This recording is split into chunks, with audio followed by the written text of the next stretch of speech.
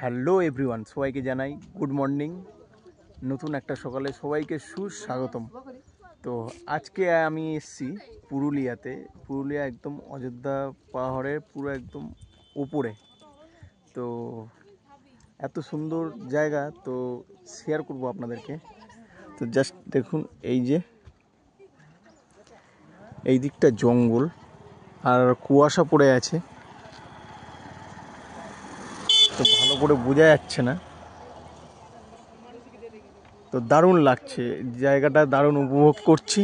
আর তার বিপরীত দিকে জল, মানে হচ্ছে এটা লোয়ার ড্রাম।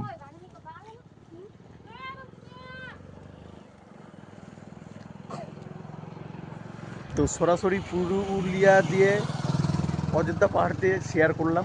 কেমন লাগলো বলবেন।